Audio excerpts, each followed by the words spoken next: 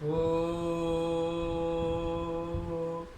धर्मोद्वारं भक्तवर्गोपकारं मर्यादया कुर्वती सत्प्रसारं बारं बारं लीलोपपातदेहा यास्ते देवी तां सदेवाजिनो अस्मिन्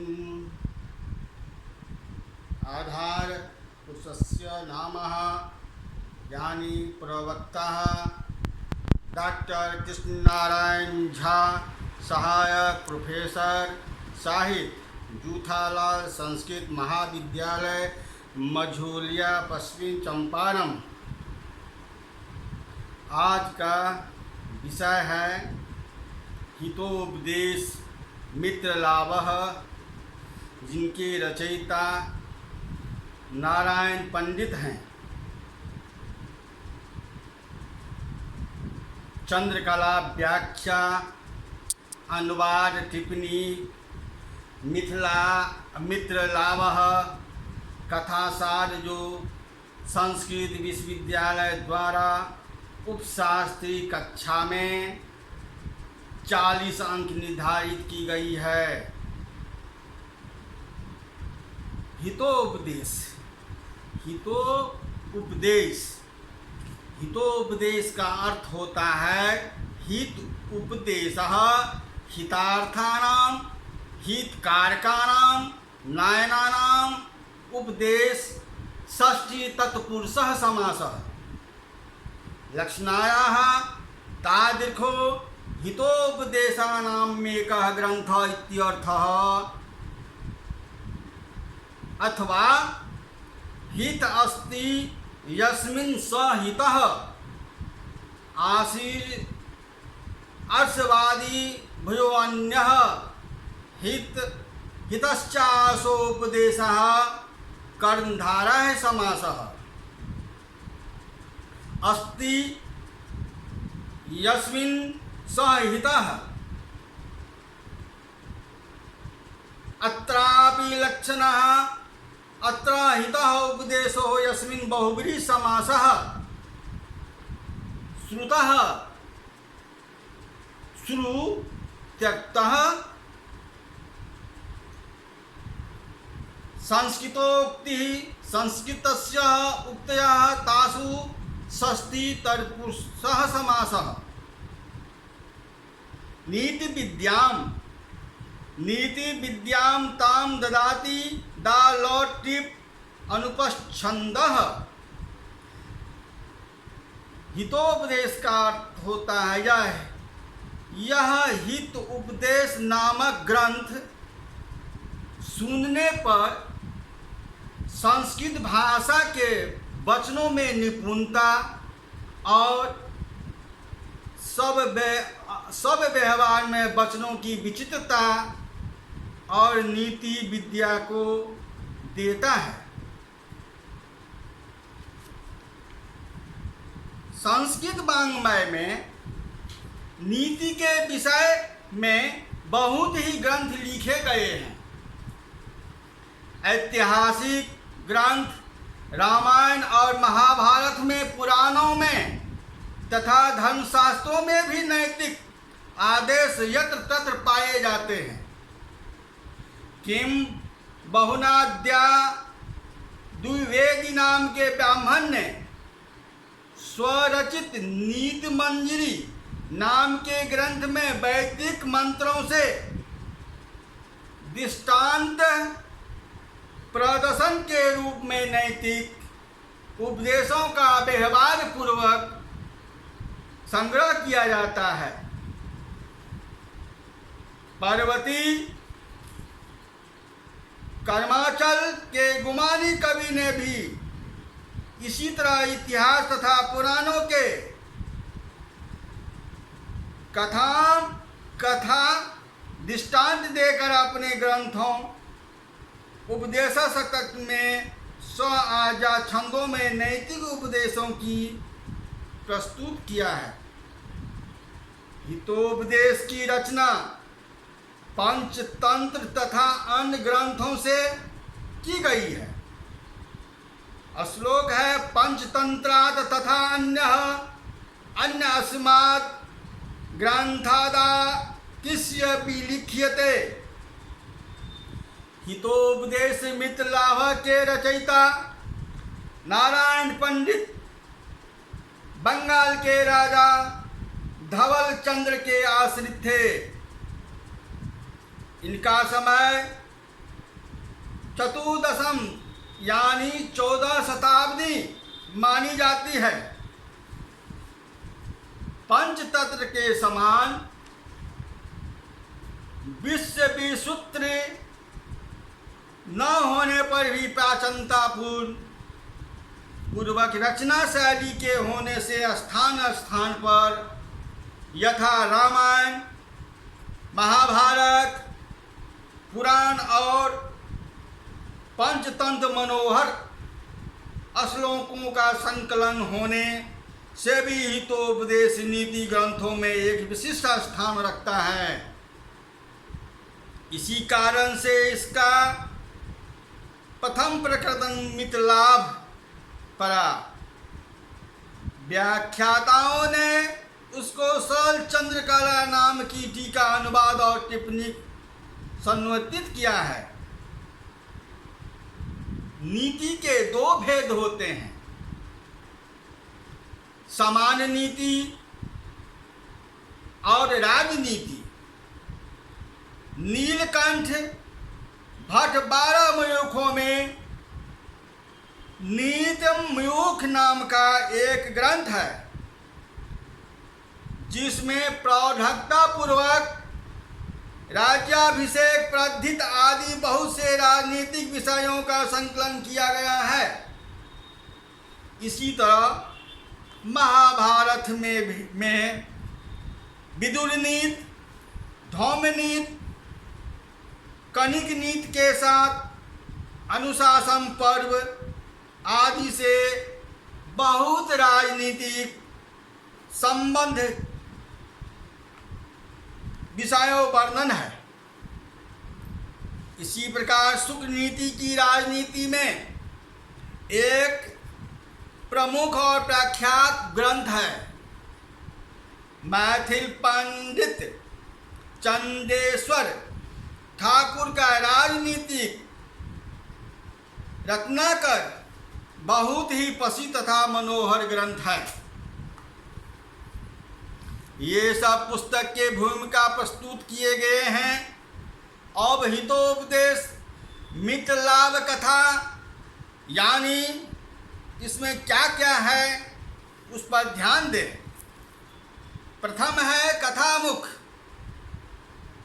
दूसरा है काग कर्म मृग,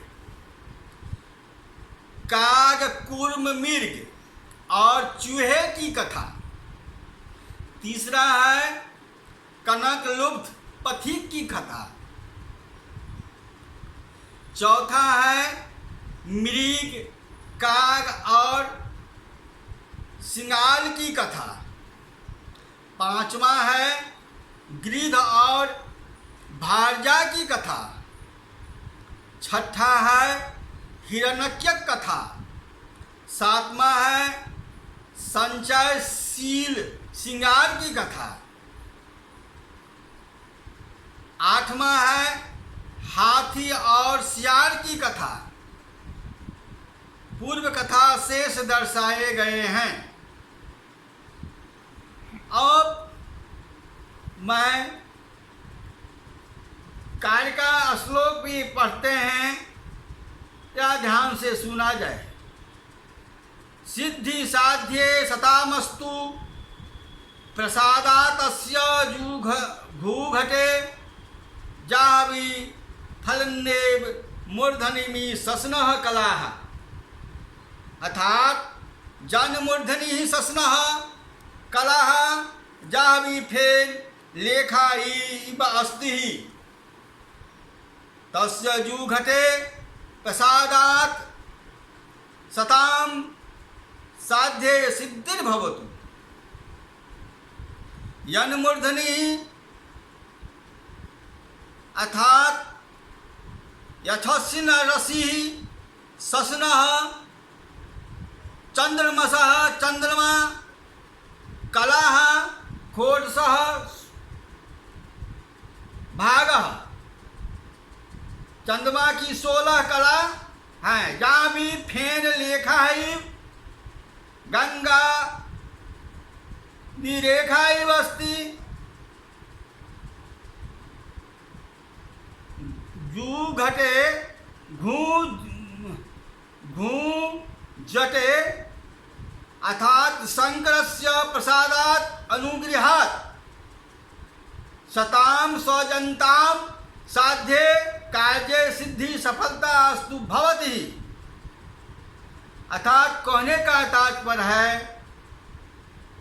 जिन शंकर के सिर पर चंद्रमा की कला गंगा की फेन रेखा की समान है, उन शंकर की प्रसन्नता से सजनों के कर्म में सिद्ध हो।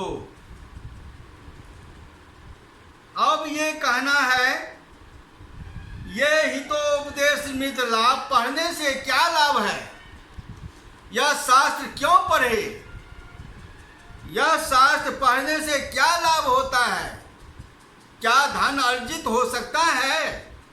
हाँ, हो सकता है, ज्ञान बढ़ सकता है। कैसे? तो सुतो हितोपदेश अयम पाठम संस्कृतोसु वाचामयत्र वैचिन्यम नीति विद्या ददाति।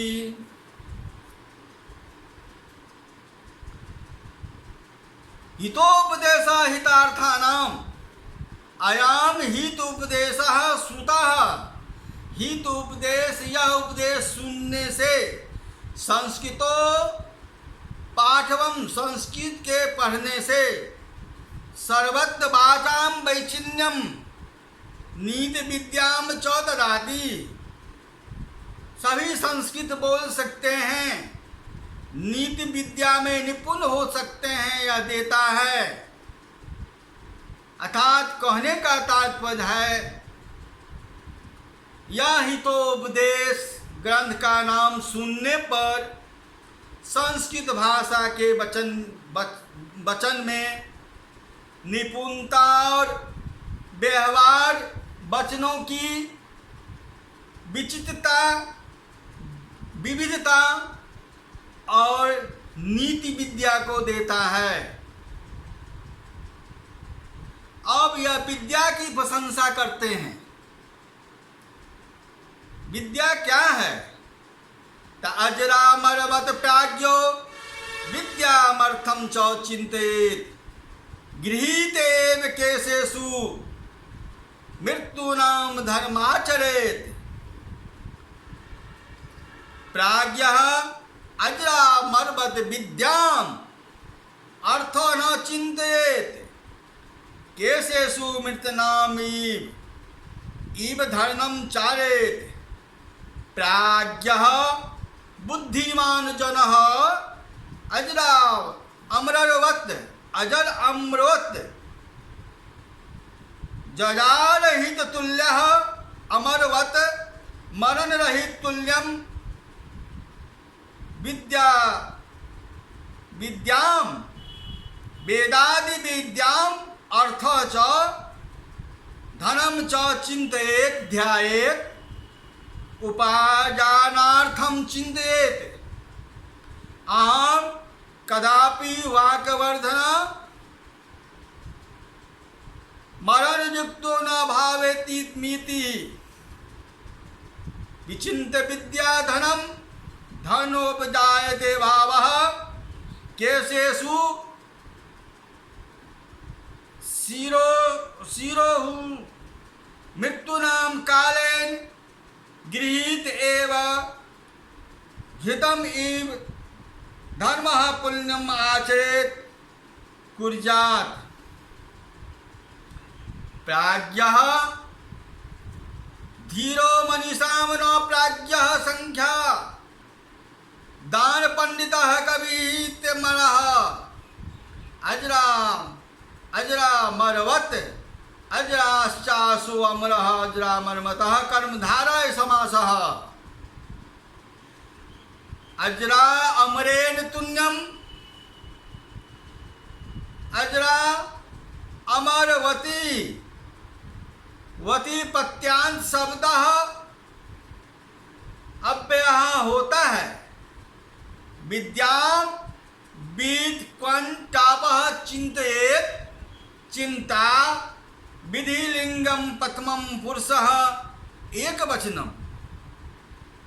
गृहीत गृहीव त्यक्तः आचरेत् आंगचर विधिलिंगः। अत्र अनुपष्ट छंदः। अब इसका हिंदी जानिए। बुद्धिमान पुरुष को अपने अजर अर्थात बुढ़ापे से रहित और अमर मृत्यु से रहित समझकर विद्या और धन का उपार्जन करे। अपने को केसों में मृत्यु से पकड़ा हुआ समझकर पुण्य का आचरण करे। सर्वद्रव्येषु विद्येव द्रव आहु मुक्तमम् आहाजत्वा धनत्वा क्षयत्वा सर्वदा।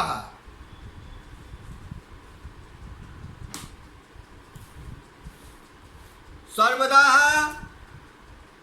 अथाह सर्वस्मिन् काले आहार्यत्वा आहार्नियत्वाम् अनर्थत्वाम् अमूल्यत्वाम् अक्षयत्वाश्च अक्षयहितत्वाश्च विद्या एव शास्त्रमेव।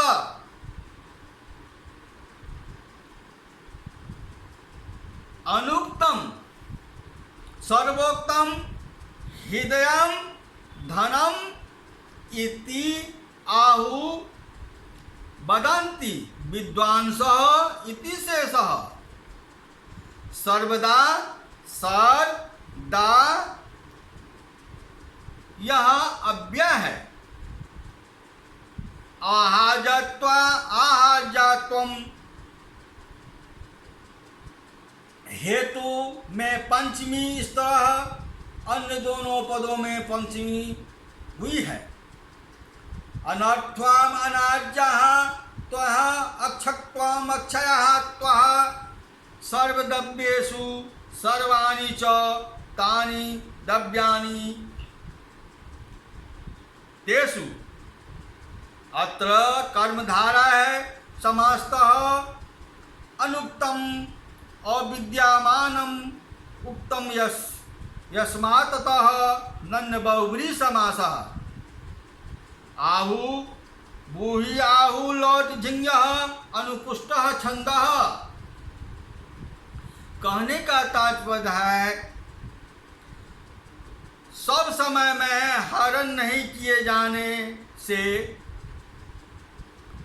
अमूल होने से और भी नाश के न होने से विद्या ही सब धनों में अत्यंत धन है।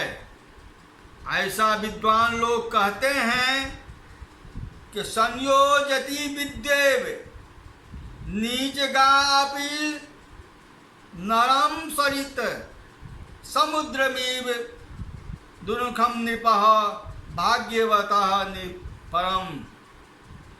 नीचगापि सरितः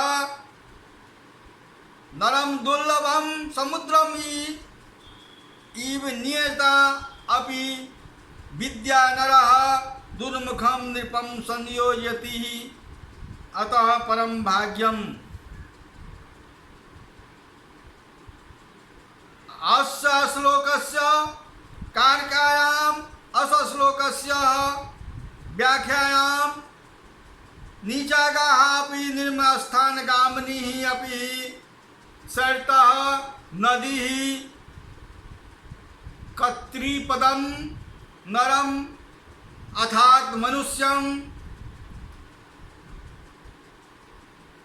समुद्रमिव सागरम इव नीचगापि निज पुरखापि विद्याशास्त्रम अर्थात नरम नीचम जनः दुर्लभम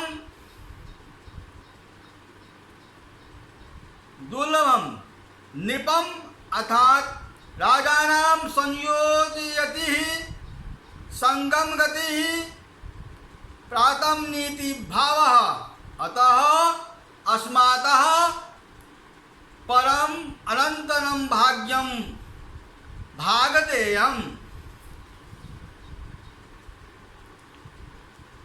कहने का तात्पर्य है, हिंदी अनुवाद इसका ये हुआ इस श्लोक का, जैसे निम्न स्थान में बहने वाली नदी मनुष्य को दुष्प्राप्य समुद्र में मिला देते हैं, उसी तरह नीच पुरुष को प्राप्त विद्या भी नीच पुरुष को दुष्प्राय राजा के साथ मिला देता है। इसके बाद वह पुरुष भाग के अनुसार संपत्ति का अर्जन करता है। विद्या ददाति विनयम विनयाद्दाति पात्रताम पात्रत्वाम धनवाप्नोति धनाद्वयम ततः सुखम। विद्या ददाति विनयम जनः विनया पात्रताम याति पात्रत्वाम त्वात् धनम आपनोति धनात् धनम आपनोति ततः सुखम आपनोति। अस्य श्लोकस्य व्याख्यायाः विद्याशास्त्रं विनयं नम्रतां ददाति वित्तरहिता जनायति शेषः विनयाद नम्रतायाः पात्रतां सत्पात्रं याति प्राप्नोति जनः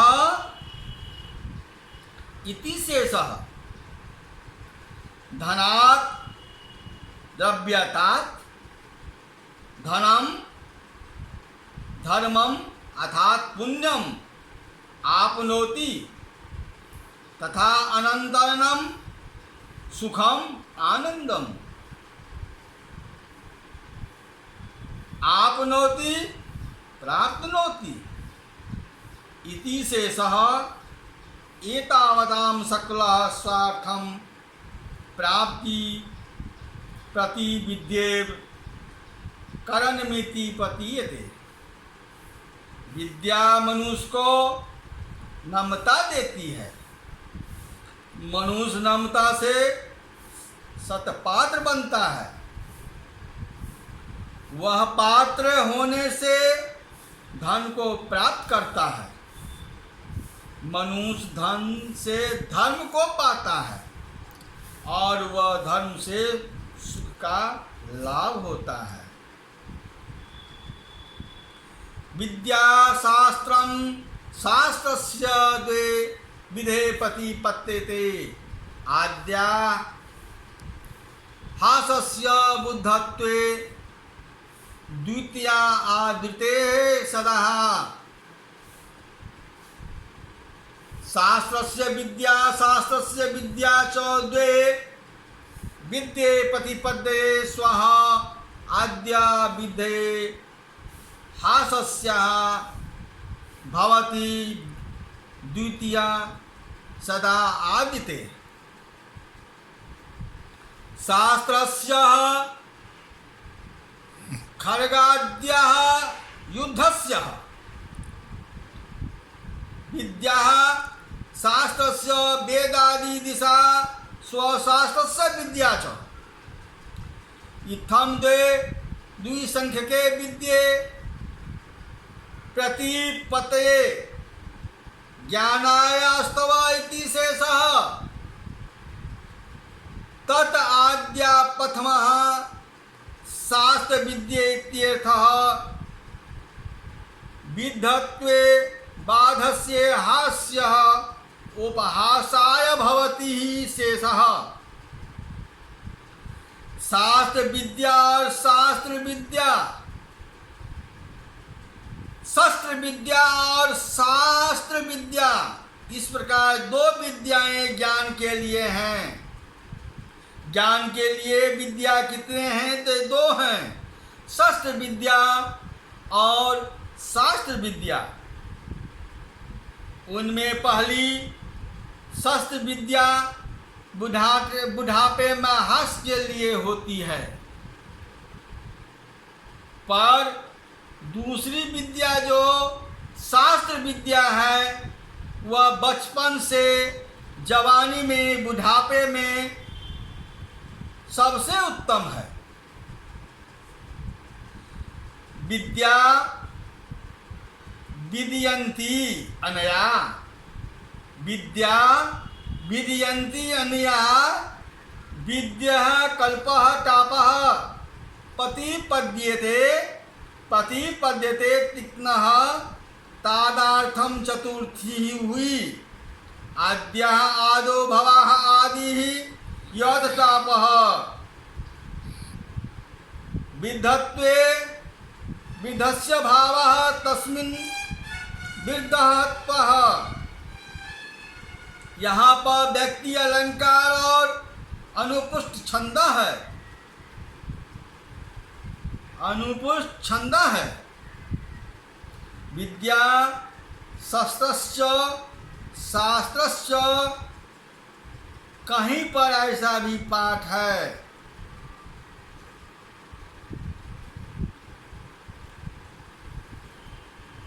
मित्रलाभः श्लोकः मित्रलाभः सुहृदय वेदो विग्रह सन्निधिरे एव च पंचतंत्रात् तथा अन्यस्मात् ग्रंथादाय किस्य लिख्यते। मित्रलाभः तन्नामको ग्रंथ भागः यत्र मित्राणां सुहृदयानां लाभः प्राप्तिः। सुहृदयेषु तन्नानां ग्रंथ भागः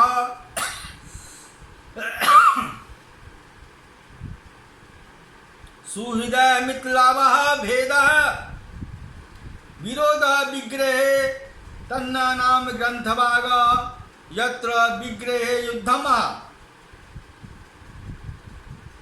मित्रलाभ सुहृदय विग्रह और संधि, ये चार प्रकरण पंचतंत्र महाभारत आदि अन्य ग्रंथ से लिखे गए हैं। मित्रलाभः अथाह मित्राणां लाभः अत्र षष्ठी तत्पुरुष समासः। सुहृदय भेदः सुभदां भेदः षष्ठी तत्पुरुष समासः। आकिस्यः आंग ईश कत्वा लप्य लिख्यते लिखयत् तत् अनुपच्छन्दः। अब हम कथा हितोपदेश नाम के ये जो पुस्तक हैं उसमें गद और पद दोनों संग्रह है। ये कथा मुख है। कथा का मुख्य सार हम कहने जा रहे हैं संक्षेप में। गंगा के किनारे तट पर पाटलिपुत्र अर्थात पटना नाम का नगर है।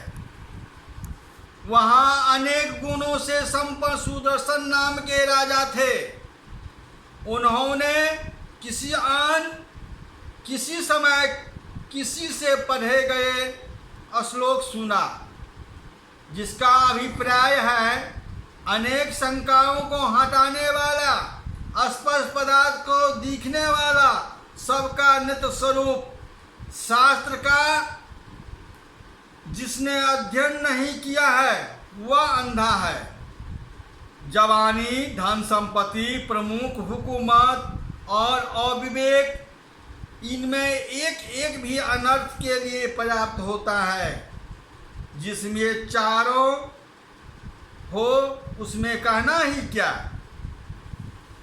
ऐसा सुनकर राजा ने शास्त्र ज्ञान के शून्य और नित्य कुमार्ग में जाने वाले अपने पुत्रों के विषय में अनेक प्रकार से चिंता की। जैसे काने नेत्र से नेत्र पीड़ा वाली अतिरिक्त कुछ भी प्रयोजन नहीं, वैसे ही जो पुरुष विद्वान और धार्मिक नहीं है उस पुत्र से कुछ भी लाभ नहीं है।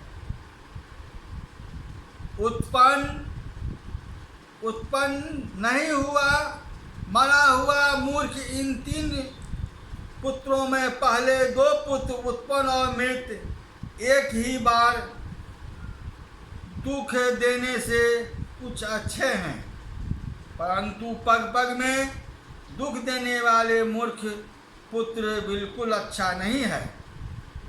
राजा ने इस प्रकार चिंता कर पंडितों की सभा बुलाई और कहा, हे विद्वानगण, कुमार्ग में जाने वाले और मूर्ख मेरे पुत्रों को नीति शास्त्र का उपदेश कर प्रबुद्ध करने के लिए आप लोगों में कोई समर्थ है। राजा का ऐसा वाक्य सुनकर विश्व शर्मा नाम के नीति शास्त्र महापंडित ने राजपुत्रों को पढ़ाकर 6 मासों में भीतर निष्ठ शास्त्र में अभिज्ञ कराने के लिए प्रतिज्ञा की। राजा ने भी नम्रतापूर्वक अपने पुत्रों को उसके पास भेजा। अनेक संयोग पच्छेदी पैक्षातस्य दर्शकं सर्वस्य लोचनं शास्त्रं यस्य नासतस्य एव च अनेक संशयोष्यदि परीक्षो अनर्थः दर्शकं सर्वस्य लोचनं शास्त्रं यस्य नास्ति न धन्य एव। अर्थात कहने का तात्पर्य है, अनेक संदेहों को हटाने वाला और दृश्य पदार्थ को जताने वाला, सबका नेत्र रूप अपने शास्त्र जिसके पास नहीं है वह अंधा है। यौवनम धन संपत्ति प्रभुत्वम अविवेकिता एकेयम अप्यम नार्थः किमुहु यत् चतुष्टयम्। अर्थात कहने का है, यौवनम तारुणम धन संपत्ति द्रव्य प्रचारो प्रभुत्वम स्वामित्वम अविवेकात्वम विवेकरहितम च एव अनेकम अपि प्रत्येकम अपि अनर्थाय आपते भवति शेषः। एवं इस श्लोक का अर्थ जानिए। जवानी, द्रव्यों की प्रचुरता, हुकूमत और विवेक शून्यता, इनमें से एक भी अनर्थ के लिए पर्याप्त होता है।